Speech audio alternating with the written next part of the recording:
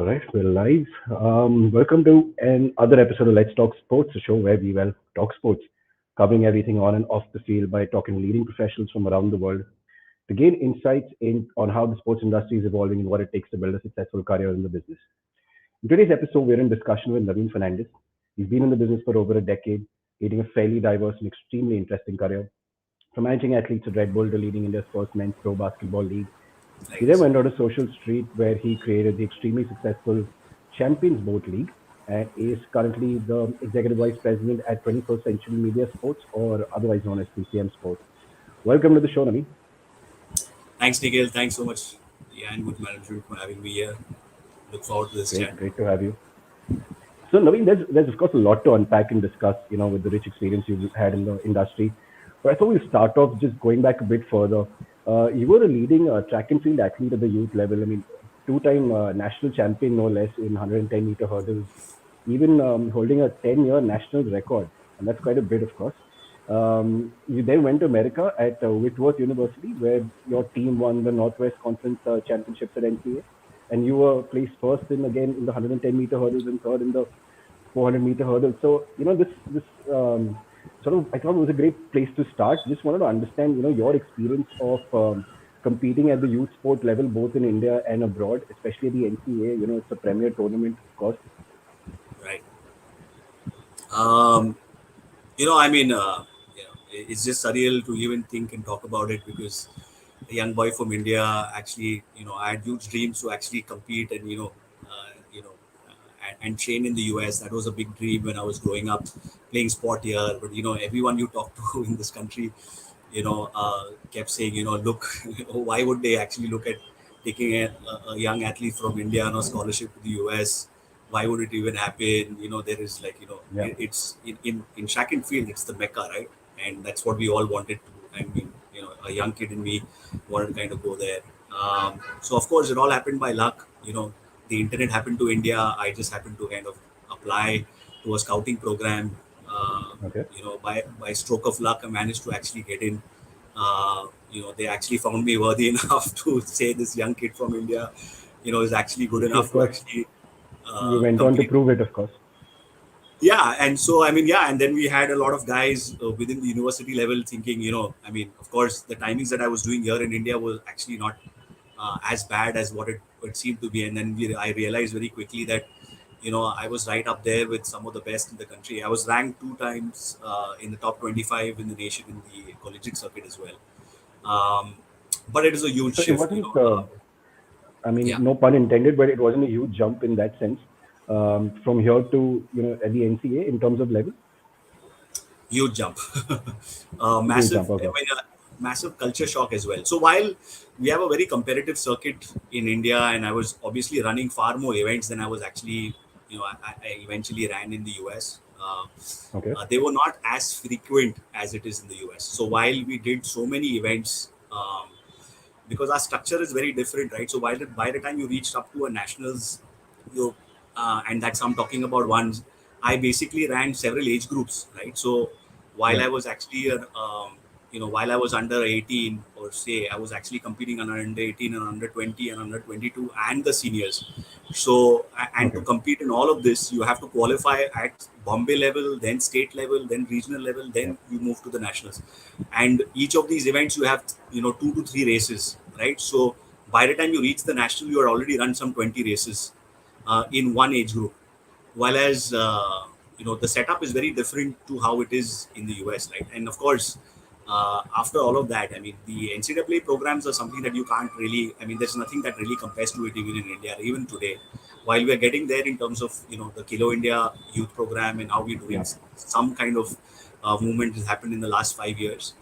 The NCAAs, we're talking about 25, 30 years ahead, a system where everything is online, everything that you compete in, all your records, everything are mapped. Any single event you or event, even a local event was also. So while our local events are all hand time events, they're not electronic. So eventually they're Okay.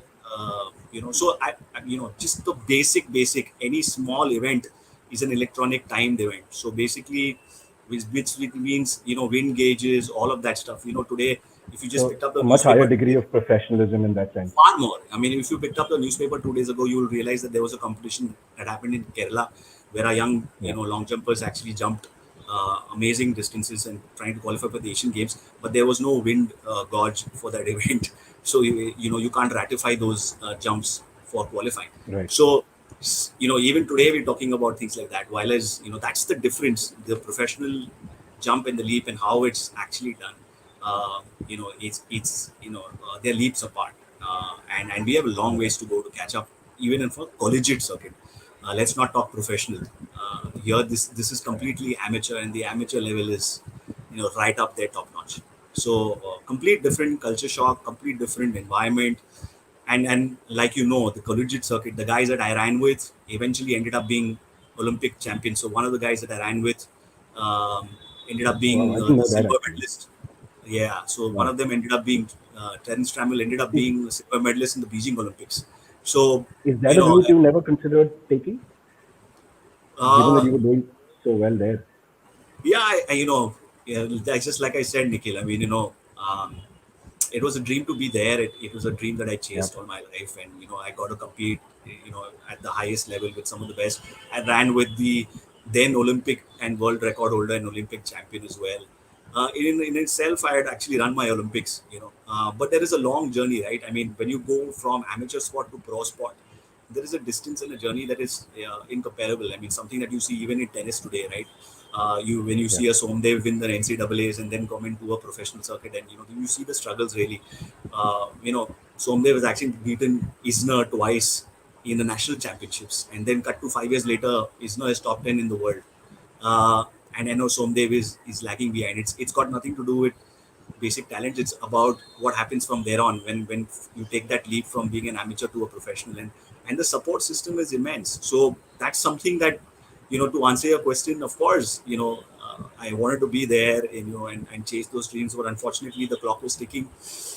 And to be a Yeah. pro athlete, it's about supporting. And I was like I said, reality also has to strike in. I was 18th in the nation. The top 17 ahead of me were all Americans. So in that sense, even in from a sponsor list, the grind is Okay. was really something else. But of course, top 25 for me was But climbing Everest. To be honest, yeah. in Yeah, a it program is like that, definitely a stupendous like I was telling you, the achievement. guys that are competing were Yeah. phenomenally world class athletes, even at the collegiate level. So But yeah. fortunately, you then sort of went on to build that support system you were talking about, the career that you've had. Um, before I get into that, of course, you were telling me earlier off air that you were, of course, studying in America. You then actually came here on a business trip, interestingly, and then just somehow decided to stay back, but that was never part of your plan. So Yeah. please tell us about what eventually brought you to India and how you really ended up working in sport. Like, what has that journey been? Was that something that was always on the cards? So sport was always what I went for, to be honest. That was the dream that I was chasing. When that completed, of course, I was already working with Marriott when I was in the US, and that Okay. ended up being a full time position. Moved to Chicago. I was handling food retail, so not hotels really. So my basic, grade, or basic level of came from the service industry and working with a brand, a Fortune 500 company like Marriott. So went through the grind there. Um, Really really thankful for that, those kind of opportunities, as well as a young boy coming in, and people taking me under the ranks. As even as a young student, I had a job with Marriott, guys grooming me Right. there, and it was amazing to kind of have that support. From there on, of course, full-time position in Chicago. I moved to New York actually on a tech, because the world changed after 9/11. As you Yeah. may know, another trivia, in fact, was 9/11. Also, back then was my first day on the job at Marriott Okay. in Chicago. So when planes were Great day to missing, I was start. rushing to work. Yeah. Yeah, it was it was just surreal. But the world changed, right? So I was working with a tech company, which is one of the top 50, fastest growing tech companies in the US. An Okay. Inc. 500 company called Ascent Computing. They were one of the front runners in voice, XML voice software. So basically, I came to India. So basically, of course, I had an opportunity because I was working with Fortune 500 companies there and on the tech side of things, handling the business and the marketing aspects of the brand. I was sent to India on a business trip, and of course it was a free trip, right? And I hadn't come back in 6 years, so Okay. I guess it was a calling of that sorts. I came here, set up the first unit here. Like I was sharing with you, I was the first guy to actually set up movie tickets by voice with Idea Cellular, with Yeah. Inox, and so on and so forth. And This that is this is journey well really, before this is well this was before well before. Alexas came into our lives, and Well so much before. has I'm happened in talking voice about since then. 2004, where we were handling, Yeah. anybody could buy a movie ticket by voice by just actually dialing a number. So it was a short code 8080 on your cell phones by Idea Cellular. We had this way back in 2004, by the way, guys. So, yeah, it really shook, and what really shook me is that something like that, I mean, if it would had to be happening in the US, no one would really care because this was being done and dusted. But in India, like I told you, the first day we actually set up this, the first weekend itself, the systems crashed, Yeah. and because we had a pod system that could handle only 100 calls. Here we were getting some 1100 calls, through the day, and the system just couldn't take it. That's when it struck me, saying, man, the power, and what's really happening in India, and what's and India was really booming and changing, and we were seeing that Yeah. wave happen, right?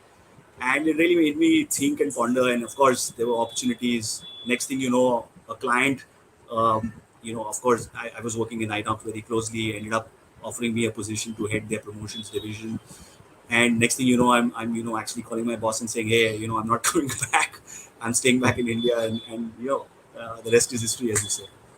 So So yeah, you've that. gone from so you've gone from hospitality, so food retail to tech, to mobile, in telephony in that sense was part of the tech role, of Yeah, course, and then you got into like a proper marketing role, I think, entertainment with at Inox. Inox, yeah.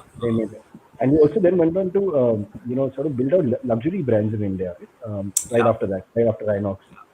Yeah. Could So you tell us right after Inox about this? launching the IPO, the first 15 units there, Yeah. I was heading the exhibition, movie distribution, and the movie promotions business for Inox. So setting up all of that, amazing stint. But then, one of those huge callings of your iconic brand like CK launching in India, and Yeah. I had the opportunity. Uh, Thanks to some dear friends of mine. So, Vaibhav Vishal, a big shout out to you. So, those of you who don't know, Vaibhav used to be a big, one of the guys at marketing in, the iconic days of MTV. A lot of people who Yeah. now know Vaibhav as the writer for Scam 92.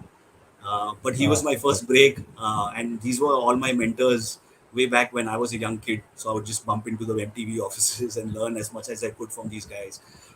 So another tip to you guys, never stop learning. You never know. And Webov was that guy who said, here's an opportunity. I know Vikram Raizada, who was then the head of marketing at MTV, had moved to Murjani. They were looking out for people. I decided to interview, and the next thing I was heading this iconic brands launch in India. And of course, while I was in New York, I would see these huge hoardings and news posters of Kate Moss and Mark Wahlberg and all of that stuff, never knowing that I would be actually interested the brand mandate here in India. I mean, and heading that brand Yeah. here, and and really surreal. Kept pinching myself a long time, but really great stint, amazing time actually to launch that brand, because luxury in India was fairly new. Nobody knew. We were jumping from 1,000 rupee Levi's denim, and Wrangler denims Yeah. into a 5,000 and 10,000 rupee designer denim. And you know, it was surreal, because people were just saying, okay, the only differentiation was that probably because it's 5,000 bucks, it may be better, and because it's expensive, maybe it's a better brand. So the understanding of cut and wash and fit and colors and designer, and what is a high street, what is a premium brand, luxury brand, an uber luxury brand, these kind of segmentations understanding weren't there when we were launching. I was launching Calvin Klein in 2007. So it was really about educating obviously yourself, the Yeah. markets, working with the entire fashion brass, editorials, everything. So it was a Herculean task, to say. I mean, an amazing, fulfilling exercise as well. So it was not just about a vanilla, let's do ATL, BTL. And mind you, guys, this was before even Facebook, Twitter, and all of that stuff, Yeah. right? So even like, so we were doing SMS marketings and stuff like that. If you remember, Nikhil, I don't know if you Yeah, of course, So of this course. was back in the day, so there was no social media, no Twitter, no Facebook, no Instagrams, none of that stuff. Creating content ourselves, going out there and writing our own press releases, going out there talking to editors, ensuring that there was an understanding, and there was so much. Uh, in our own group in Murjani, there were like 8 different brands, right, and all of them talking to one set of people, and this, how do you kind of differentiate and segmentate, create that Yeah. segmentation, huge challenge. Yeah, And it so was a time, I guess, the economy was exploding in a sense. You had a lot of international brands coming in. yeah, And on the subject of international brands coming in is also then when a few years down the line, after a stint in luxury fashion, you moved to Red Bull.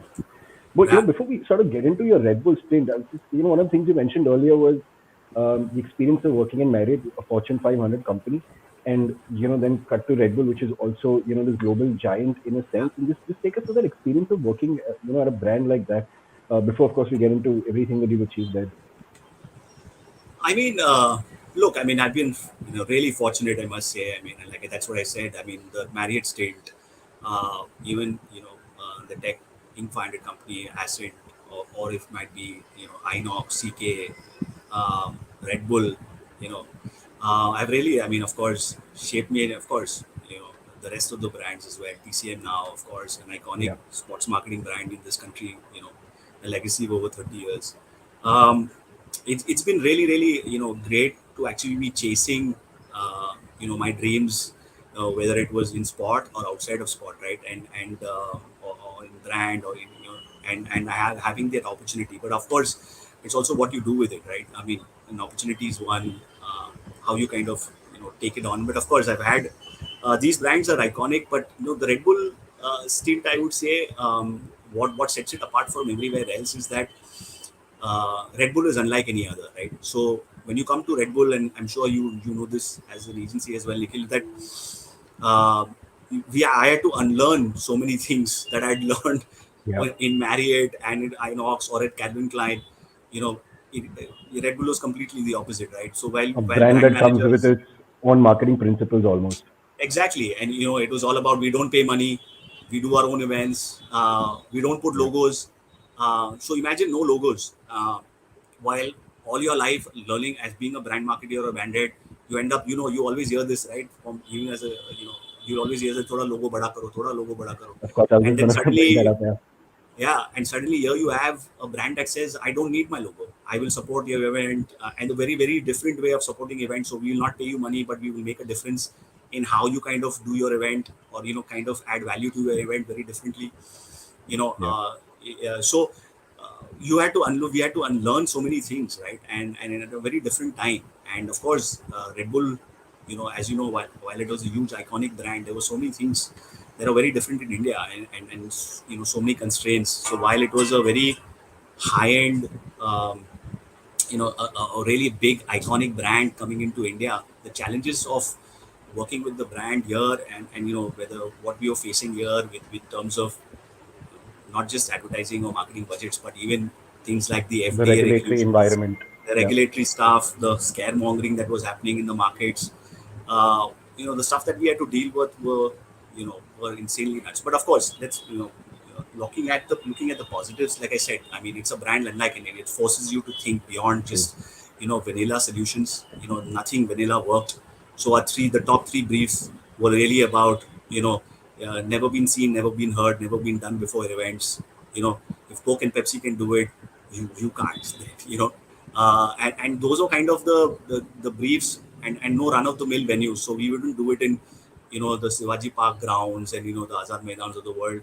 These were iconic venues like the Sea Link, and shutting down for the Yeah, Supratik and the guys having to where we had to shut down the Sea Link, or shutting down 100-kilometer highways, or the India gates of the world, or the Taj Mahal, for iconic venues, iconic destinations, and what goes into kind of even doing that even today. So we were looking at, or even taking the car to Khardungla, right? I mean, while we yeah, but here was an iconic brand that no matter what we kind of dreamed or vision. I mean, it was a brand that basically gave us the power and the ability to think, and then also go for it, and then and make it happen beyond all, It's really with a all the great challenges. insight into how Red Bull looked at marketing. Great insight into that. We also, your stint there was about 8 years long. You obviously, learned a lot in your time there. I'm sure. We Yeah. were going to try and focus on the second half of your stint there, where you were the national athletes manager. So just for all of us here, explain to us what does that role exactly entail, especially at a brand like Red Bull. Where you sort of define to us how the brand looks at marketing in such a different way. There are brands, of course, that Yeah. sign athletes all the time, but how does that role differ at a brand like Red Bull? Oh, I mean, so first of all, you know, um, it's a complete different take to how it's even done now. So when we're talking about early 2012, when I moved into that role, Yeah. there wasn't really a benchmark in India, to be honest. Um, so there was no, best practice to look at from how it's done in India. There was a best So practice to look at if that from the would Red you Bull world. say the role would you say the role didn't exist at all at that time almost?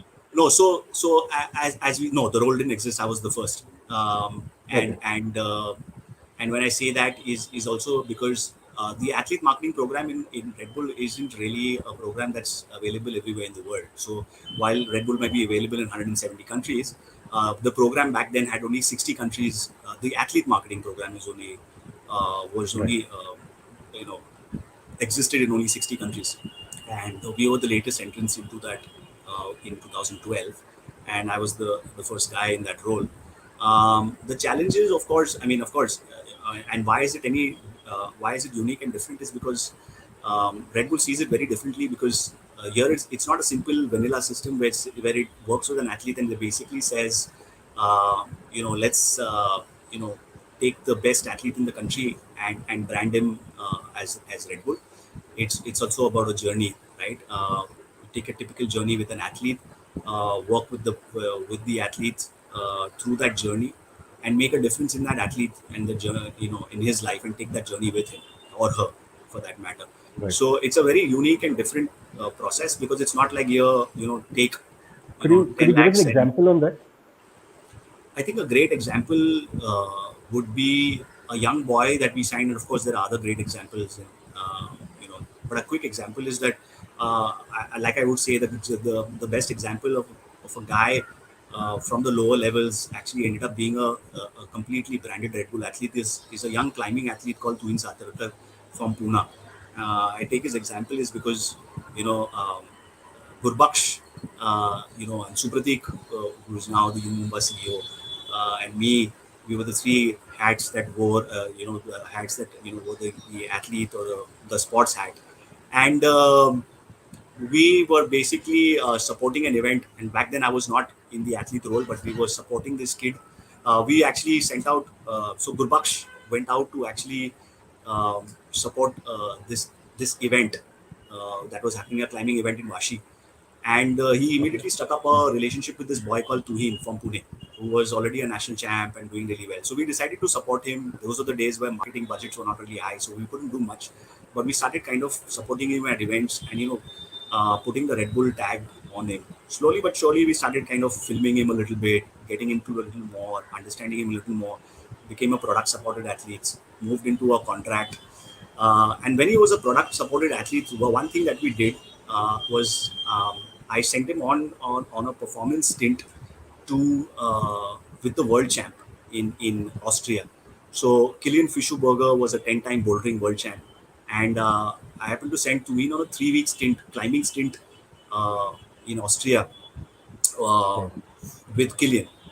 And this is an interesting take. What happens next? Tuhin comes back from that uh, from that Stint. 3 week stint, comes back, and a week later or 10 days later calls me and says, Naveen, I'm going to Badami. And I said, okay, to him, what do you need, any help?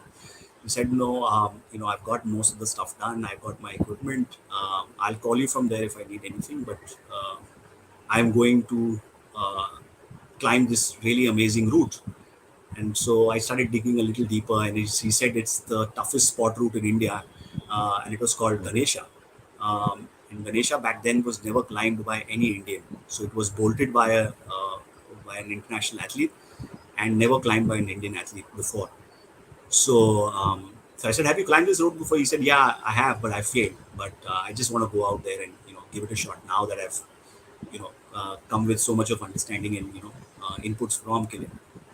So he decides to go, and 2 weeks later, Twin calls me. He says, "Naveen, I have something interesting to share with you." And I said, "Yeah, what's it?" So he said, "I climbed Ganesha. I sent the route." And I was like, "What do you mean?" So he said, "Yeah." And I was like, "Is this the same route?" And pardon me, back then we didn't know as much as climbing that we, I do a little bit now after having spent good 7 8 years, and still, Twin is a great friend. And Tuin had actually climbed India's toughest sport route in that 3 week stint Wow. that he had with Killian, and that really impacted me so much because that really told me something that as much as I knew that as an athlete, it just struck me so crazy that it's the level of performance sometimes in other sports or otherwise is right, that inch that we sometimes are fighting so hard to kind of achieve, and it can come from just a small 3 week stint with an international champ, and realize that, man, I mean, the powers that we have to make an impact in people's lives, and and the Yeah. brand that was actually giving us those powers. Really we spent giving the so athletes wings in that sense. Yeah, and that's what the And brand really does, yeah, right? The way the brand impacted and made that change in Tuvin's life, I would say, is from that one stint, and there were so many others that followed, and what Tuvin has done, and he's been a flag bearer for the Indian climbing yeah. industry itself, and what he managed to do beyond that. So, I uh, had a related question on this while we are still on the subject of Tuhin. Um, I can't imagine it would have been easy to make a case for Tuhin internally to say, here's an athlete we want to support. So, wanted to try and get some insight into, how is it that Red Bull looks at the athlete management? Like, how do you go about identifying, so it's a it's sports it's athlete? so it's events. I mean, of course there is a type, and a, where there is a type of an athlete that, of course, a young athlete starting at the beginning of his Yeah, career, has potential.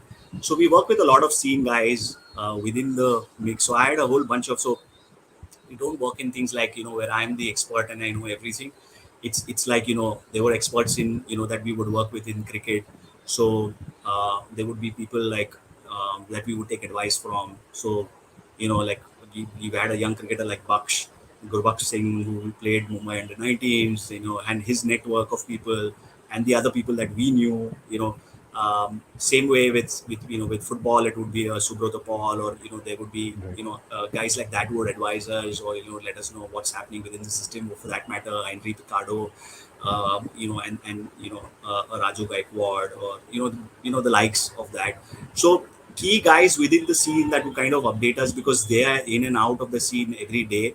uh, while we had a network and a system, of course, you have the regular events and who's the top guys in the country. Yeah, But there is, of course, a mix that basically, the guys that we would like to kind of, there is obviously a brand fit as well. So right. guys who can What is it that basically makes them a brand fit? What do you typically look for there? so brand fit is obviously a where the scene respects you really well. It is not just be about a guy who's the top and the best in the business, but a scene that really, where the scene really follows a guy who's really down to earth, getting his hands dirty, and actually wanting to kind of achieve more in life, not just being happy about being an international or being a national level athlete. I think a Subrata Paul is a great example, right? When we met Subrata was standout international athlete, played for India for over 10 years. But his desire and wants were, I don't want the money, I don't want anything. I want you to support me, and I want you to take me. I want to play for an international club. Red Bull has so many different clubs, or has the we have the academy systems, and all he wanted was an opportunity to be there. And cut to 2 years or 3 years later, Subrata was playing for Red Bull Leipzig, which is now a Bundesliga Division One team. But Yeah, Subrata played with them when they were Division 4 and 3, and then became India's first talent to actually play in a first division football league in with FC Vesterjal in Denmark. So and that all happened through the athlete's vision as much as what Red Bull had to do with it, right? It's an athlete that wanted to chase uh, you know um, glory in a very different way and not very happy with what he's achieved in life, right? And Subrata, to be honest, had won enough of there is enough of YouTube videos to kind of see of the number of times he's been that wall for India, and winning us game, he's won us tournaments after tournaments in shootout events and things like that. So I mean, it was amazing to see an athlete like that, wanting to achieve far more. Gautam Gambhir is a great example as well. Supratik was, then telling me how the guy wanted to achieve more, after being even a World Cup winner, Wisden Cricketer of the Year, and wanting to achieve more. He was moving to KKR. He wanted to kind of take on the mantle and be a better athlete. And that's that's what the brand looks at, right? I mean, people who really want to push the button, and the Red Bull journey, and how Red Bull can, of course, be part of fueling that journey. I know there's a long list of athletes that you signed on into the program. I was just wondering. I know this is going to be hard, but is there a signing you look back now and say, this was the one, like this is the one that sort of I look back and makes me most proud. I think Tuin, by far. I think I just told you that story. But I mean, Tuin by Yeah, far. Of course, it's like saying which of my kids do I love the most. I think all of them something were, like that. I Yeah, mean, great. Yeah. So I mean, some really interesting ones. So Tuin, but I mean, of course, I want to pick, like, where sport, where climbing was in India.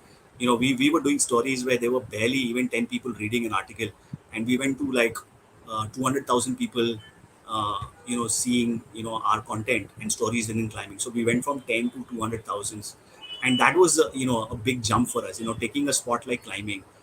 CS Santosh in motorsport, right? Another great. yeah.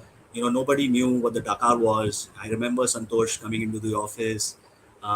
Literally chased me for 3 months. Unfortunately, I mean, I was traveling, so it was nothing to do with hard to get.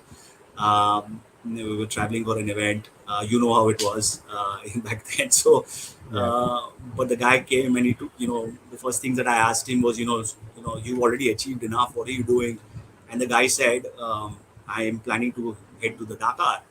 And my eyes lit up because, today you've seen Indians do that. And mind you, what I'm saying about it is that no Indian had ever been to the Dakar.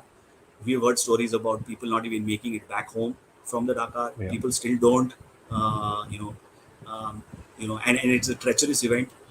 And the fact that our biggest stage, from a motorsport perspective, is not even, all the days put together is not even one stage of the Dakar. The guy hadn't even trained abroad. He had not done anything. So I mean, literally, I mean, it was about climbing Mount Everest without going to mountaineering school, or having any kind of formal background. Just a guy who's been on the bike. He was an FMX Supercross rider.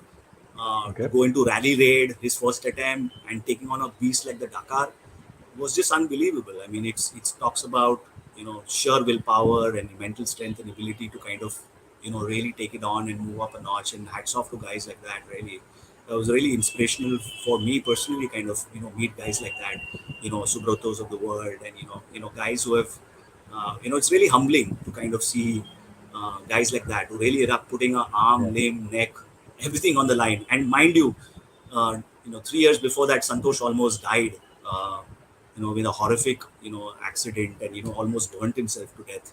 So for a guy to even then think about going to a Dakar where, a lot of people don't even come back, forget about finishing a race. Yep. Takes a So, I lot of mean, courage.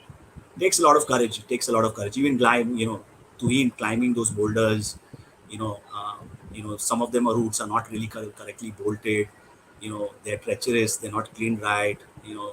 Lots of stuff like that. And guys actually risking an arm and a leg, and building a legacy, and even bolting routes. It's such a tough job to do. Just bolt Right. routes so that someone else can do that and climb in the near future. I mean, that's immense, right? I mean, that's But I guess that's creating one a of the legacy. things that really stands out, right, with Red Bull. You're taking sports like climbing, you're taking sports like motorsports, which let's be honest, they aren't that big. In that sense, they Yeah. don't really come into our purview on an everyday basis. But your stint there, it gave you that kind of exposure, right? Because I know that you worked on events for, trying to prop up chess, surfing even. I think you did an event with Parkour, which was very interesting. You were telling me about that earlier. Yeah, of where you, I mean, where does even one find parkour athletes in India? exactly.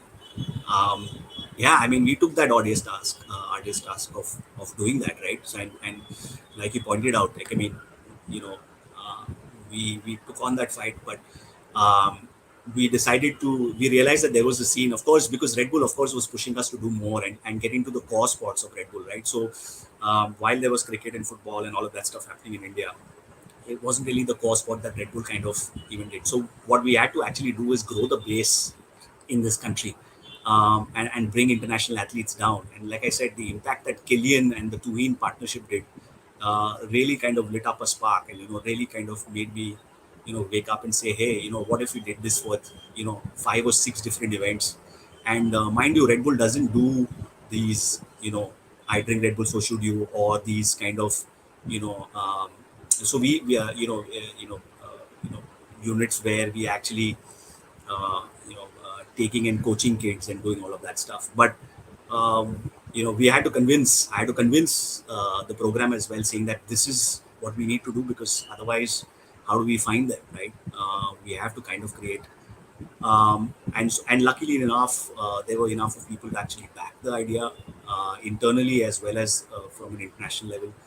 And we did India's first parkour event, and we had a call for entry, um, and it was shocking, because and so the few of people had to do, because we didn't even know where they existed from. So the easiest thing to do was at least use digital.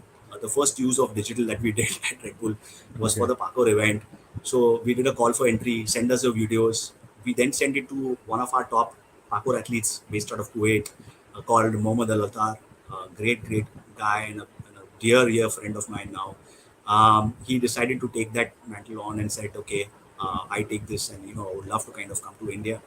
Uh, we sent him the first 25 videos. What was shocking is, um, and I told him, not 25, sorry, we sent him about 40 or 50 videos, of which he had to come back with us with about 8 of them.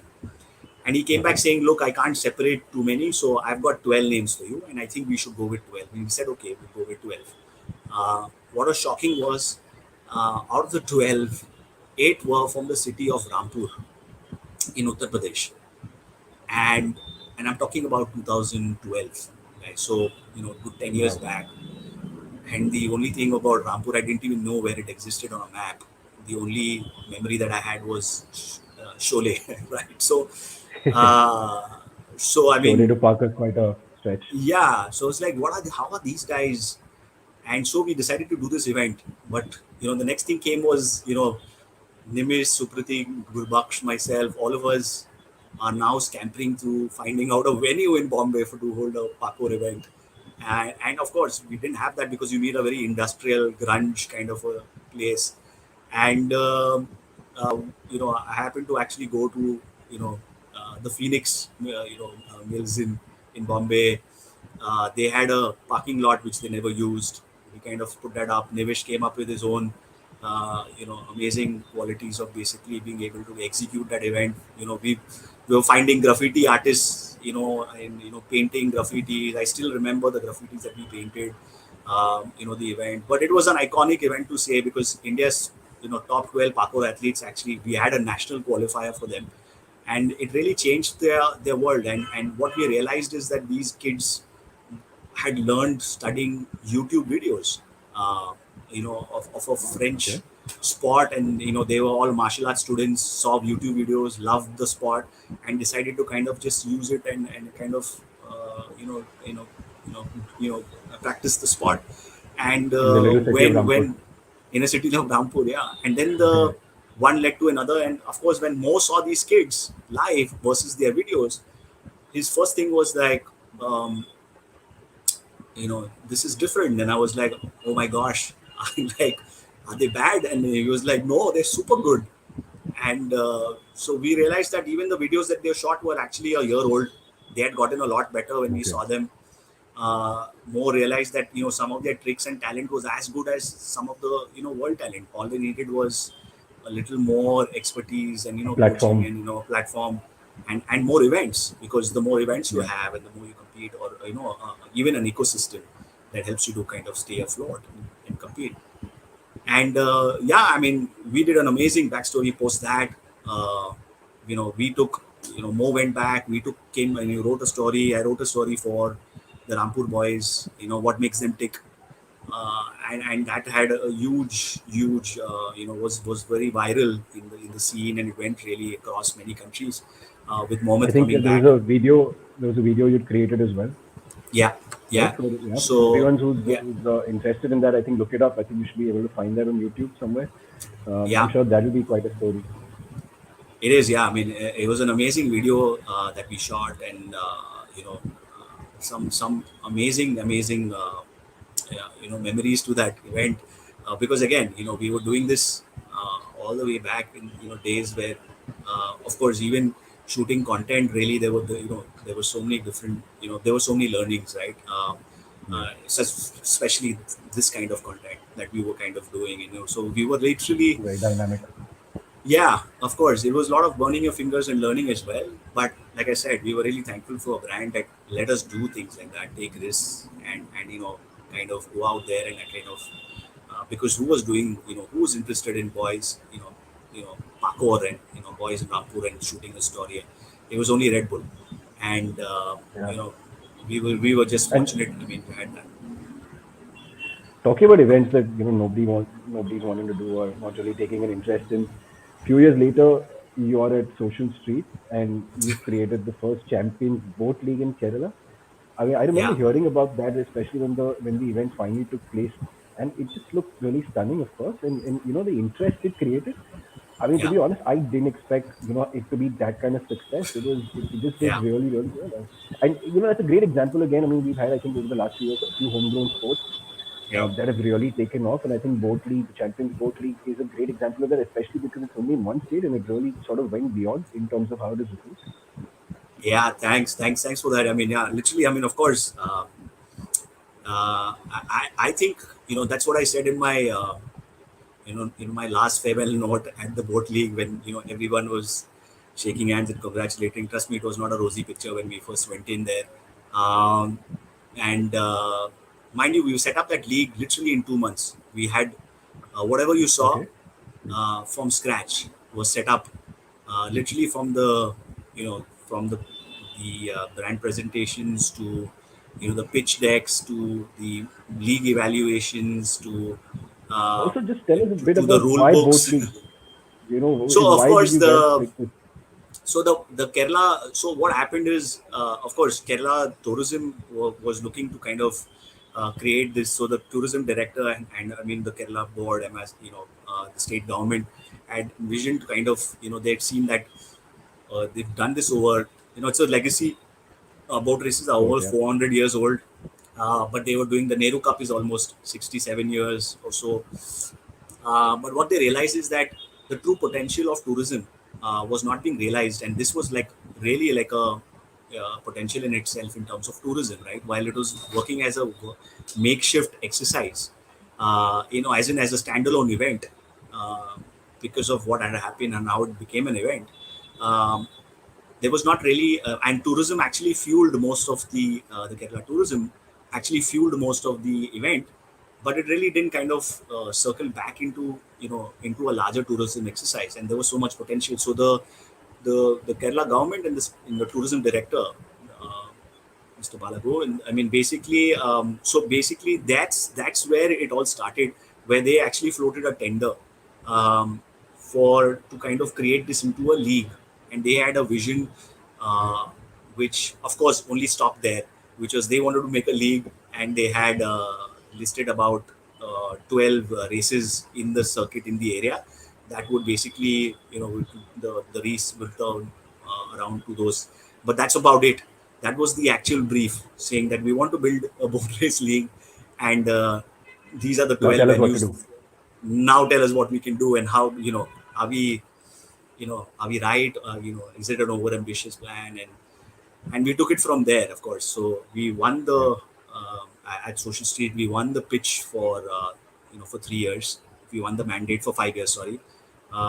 And then went on to create every single element of the boat race, including the logos of the creative looks. The logos and creative looks were done by Works, one of the big iconic you know, creative companies in the world Agencies out there. Yeah. of yeah. And you know, I had the amazing opportunity to work with them and create something amazing there. But like I said, I was saying that in my, on my farewell notes to the team, that I thought that I'd done, or I was part of some iconic events and massive events at Red Bull, you know, maybe thought 50,000 and 1 lakh events. And of course, they were massively huge, right? Yeah.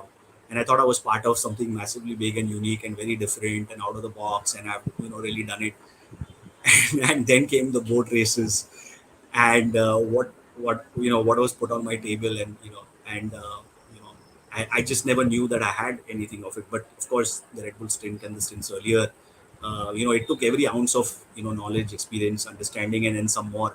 But most importantly, again, it was a sport that was never done in this country. So there again, there was no benchmark. Because there was no water Yeah. sport league. This was the first, and we were doing every single thing in water. So there was everything was done on land, and the challenges were that all of this was being done in water, including the timing. Uh, you know, when we were trying to do electronic timing as well. It, on land it is different. When in water, Yeah. nobody had ever done it. So I mean, it was so every single element in that. Like my first, I mean, like I said, we were doing 50,000 and 1 lakh events at Red Bull, and the world runs and the F1 car runs, show car runs, and we were like, wow.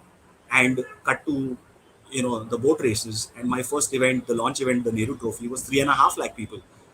And it was surreal. My briefing team was like, our briefing team in the morning used to be 2,000 people, because there were Wow. all the boat clubs. Yeah, because there was 9 boat clubs, and Wow. there are 130 in one team, 100 guys on a boat. So 9 boat clubs. There you go. That's another that's 1,000 guys, and then the rest of the officials and the tourism guys, the state government, state board, the production ground team, operation teams, the broadcast teams.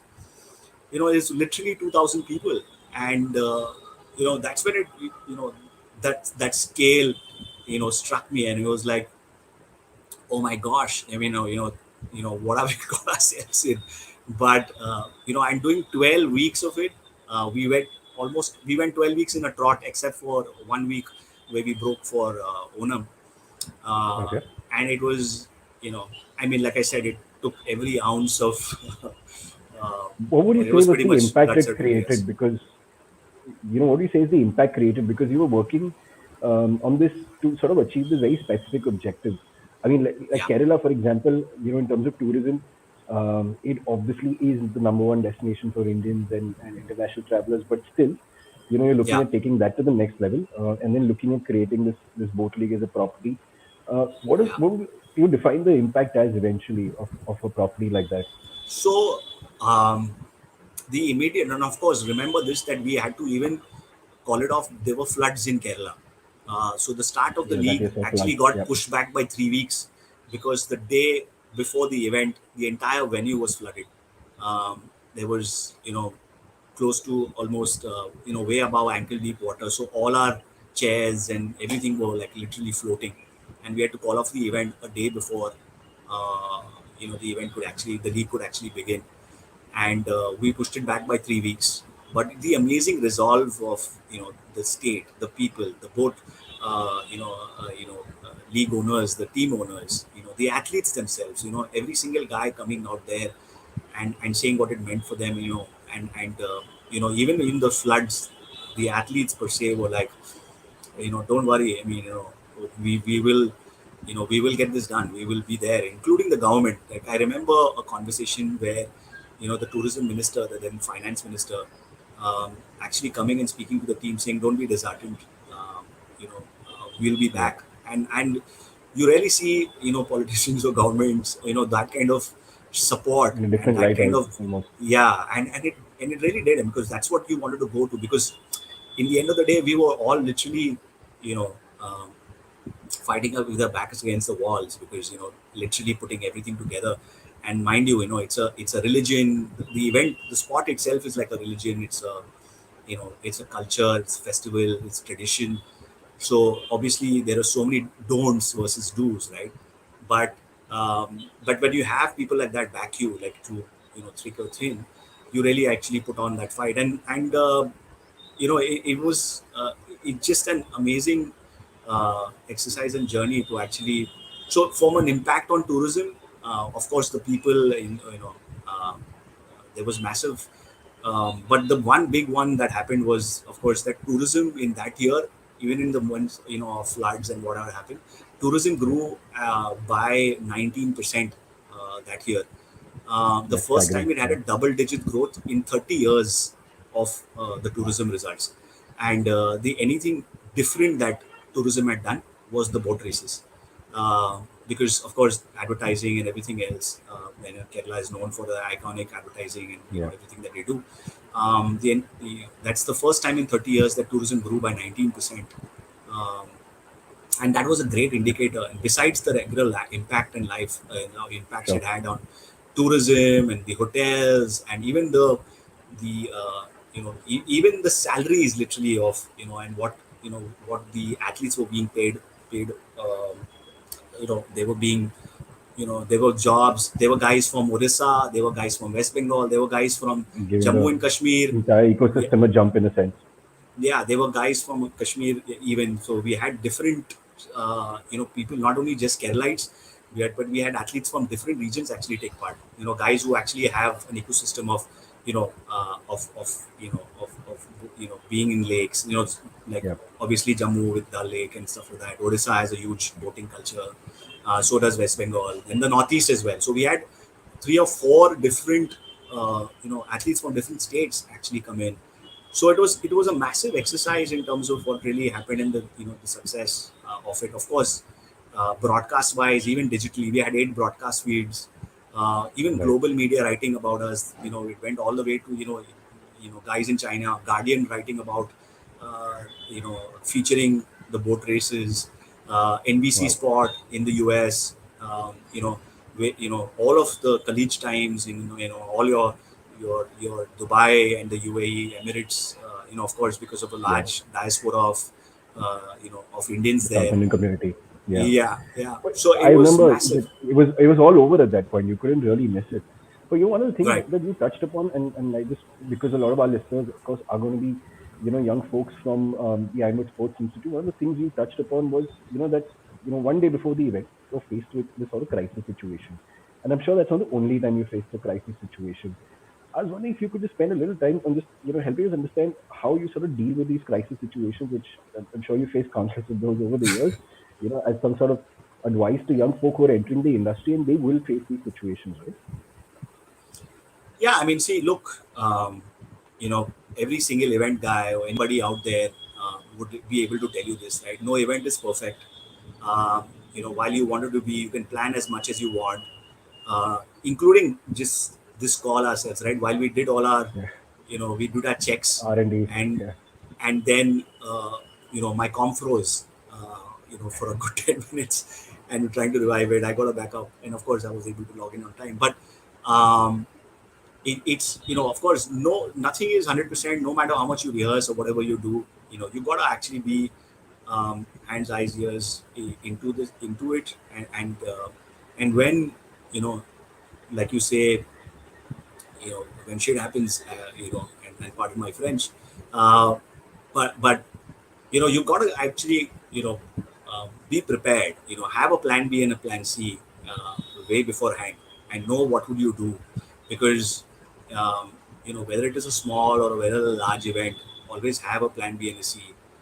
We always had that in various brands that I worked with, where you would have you know knowing exactly what would happen in a panic situation, what would happen in a situation where you're doing events where it could be potentially dangerous. So of course, know what the red flags will be beforehand, and be prepared to address those red flags. And like I said, have plan B and plan C, and be ready with it. And like I said, if it's things like floods and whatnot, then of Right. course, these are um, act of God. You can't do much. Uh, but of course, even then, still have a plan B and plan C, saying, okay, 3 weeks from now we come back. This is what we do, how we set it up, and you have to kind of continue to do the same thing back over again. So, um, you know, uh, you know, you just can't, as somebody who's put your neck on the line, there is no running away from that point. You got to You have to man face up, it. front it. But most probably, I mean, that can only be possible and only can happen when you are able to kind of read those red flags beforehand, know exactly, Right. have backups, understand what really happens. Uh, just like, things like, even stuff like, I'm going to be in water, I'm going to be at the start point, and if I have to charge, if my phone blanks out, or I need to have a power bank and I need to have a backup of a power bank as well. I'm going to be there like for 3 hours at the starting point, which is 1 kilometer away from my finish line. So even like, Even you the know basics, uh, really. yeah, basics things like even your radio, it's not working, and Yeah. that's exactly what happened in race one for us, at the boat races, where our radios weren't working because they were clashing, and and luckily we had a landline there, that we could, because the only way to converse to the broadcast team that the race was starting, because there's no view, there's 3.5 lakh Yeah. people, there's no ways to kind of know a race is going to start, except for, for a live feed like that, except for having two-way radio. So if the battery failed or the radio range was not working, then what do you do? So we went all the way down to that kind of detail, and which is why, we could actually kind of pull off things like the league in those kind of environments, right? Knowing what those red flags would be way beforehand, right? And Yeah. having I a think that's backup for it. great. That's great advice, of course. Expect everything, including natural disasters. Have plans in Always. place for every eventuality. Naveen, it's been great talking to you. Of course, there's so much that I think we can get into. Always a There's so much pleasure. I haven't covered. Before we close out, there's one aspect that I want to touch on, which is that you've been in the industry now for over a decade, right? And Yeah. I'm sure things have changed a lot. Like I remember we were talking about this earlier when you entered. Even the IPL hadn't begun. The industry is at a very nascent stage in that sense. It's grown leaps and bounds, of course. But just tell us a bit about the evolution that you've seen and sort of where you see things heading over the next few years. What kind of opportunity people getting into the industry today should expect. Sorry, Nikhil, I just lost you, but I got your question. Um, um, I mean, of course, since the time we've, of course, it's been a long time, like you said, Nikhil, and there is a lot that has changed. But one of the biggest things that has changed is technology, right? I mean, we have gone from, you know, I mean, look at the way how sport is being consumed right now, right?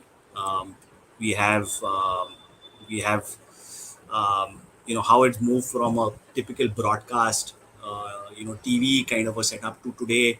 On the mobile Sport is screens. being, yeah, sport is being consumed Yeah, on the go, and therefore advertising is also moving that way. So today it's not only just about television ads, but it's also about OTT, right? And the way Hotstar or Sony Live, or all the sports apps, and how they're being consumed, and how you have now, gone are the 60 seconders, 30 seconders. Today you have 10 seconders, right? yeah, Ads being shot just for digital, and even the OTT space, and the way they're targeting, you know a Hotstar feed itself.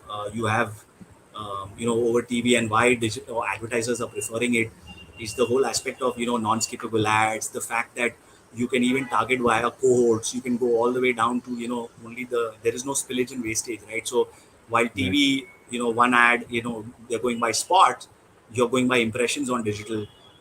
You are then obviously targeting by cities specific to where they are, whether it is the top 6 metros, the 1 million plus towns, even segmentations like where you now even connected TVs, right? So that's another segment that's growing by 30%. And what's happening there, where people have just moved out from their set-top boxes, their regular cable feeds, and have gone app only, right? And there is different targetings that are happening. So um, spot, and the way it's being broadcast and what's really happening is, it's a massive leaps and bounds in how it's going. And digital obviously is the forefront, right? I mean, post COVID, we've all seen that. um, yeah, and it's here to stay, and sport is moving digital. Look at cricket today, right? Cricket is sold by the ball, and it's all digital today. I mean, you look at the side screen, you look at the LED boards. They're all, the LED wings. They're all LED digital advertising, even on ground in stadia, which used to be a very static, advertising system. So I remember, my TCM, the directors, the old directors saying that there used to be a time where they used to actually paint boards, which was a static kind of board that went into flex. And today you have LED boards where every a brand changes every ball, right? So 600 balls, there's an opportunity for you know 600 different brands and different creatives, and different recall values for brands to actually kind of advertise on. So everything is moving digital, of course. Of course, a major shift has been women, right, in sport again, and that's Yeah. what's really happening there. It's an amazing. It's it's about time that we actually supported our women, and supported young girls participating in sport, and actually fuel that, and you can see what's happening with even viewership there. Like Park Yeah. reports are saying that IPL reaches to it's reaching out to 77% more women than in any primetime GEC network, which used to be. So even cricket being watched or an IPL being watched, it's become such an entertainment, a family entertainment, a festival in itself now. So I mean, so much that has changed out there as well, right? The ADEX that I was listening to in is growing by over 50% year on year for IPL for women centric brands. Uh, Wow. so again, yeah. So that's a drastic change. So the last IPL, you also saw like jewelry brands. You saw L'Oreal advertising on for the IPL. So that those set of women centric brands obviously are taking that leap, and of course women in sport. That's a massive Yeah. leap in itself. We've seen that in whether when we see our Olympic or our Asian game medal tallies, you're seeing the women up there performing, and of course um, that is the The future right cricket as now. well. There's the World Cup Yeah, going the on women's right now. The cricket. big game tomorrow. Yep. Yeah, and we've been finalists in the And previous two, the editions. Yeah. T20 and the ODI History level. over. Yeah. And yeah, So hopefully we'll also maybe see a women's IPL soon. So I guess in that sense, there's so much growth for the sport that's still to come. The auctions also coming up, the media rights auction. I think yeah, like you were talking about in terms of just the number of people it's reaching out to. I think everyone's going to be looking at that space quite yeah, with interest. yeah. So Like yeah, Hotstar again, reaching out to just 300 million platform reach just for IPL. I mean, that's insanely nuts. Who would have thought about yeah. I thought an OTT for me feed the most reaching? the staggering thing was just the amount of people that sat and watched the auction, which is not even a cricketing event in itself. Exactly. Yeah, Probably yeah. happening Right. to a lot of Absolutely. other events, right? So yeah, So I guess great. I mean, there's so much to look forward to. Thank you so much, yeah. Naveen, for coming on. I mean, like I was Thanks, saying Nikhil. earlier, I wish we could spend more time. There's so much else to cover. Maybe we'll just have to bring you back again. I think Happy to do that. Yeah, um, will. Like I said, always yeah, happy to talk sport, and we could talk sport till the cows come home. But of course, we pressed on time yeah. as well. But happy to do it. I mean, great, Nikhil. I mean, it was a pleasure chatting with you and catching up after Thank long you. as well. Yep. Good time as well working with you as well. So I mean, it was good to have this chat as well, and Everyone also the listening Ironwood. in, you can follow Navin Fernandes on Twitter. He's a crazy sports nut. I think there's not a sports event that he doesn't tweet about. I think I've seen him talk about everything from the Super Bowl to Yeah. local obscure sports, and always up for banter with Arsenal as well. Oh yeah. Always, always, always. Great, great. Thanks for joining in, Naveen. Hopefully Thanks, we Nikhil. can do this soon. Thank you for your time Sure, today. man. Thanks, guys. See you. Thanks to the Ironwood Thanks. team as well. Cheers. Thank you. Bye.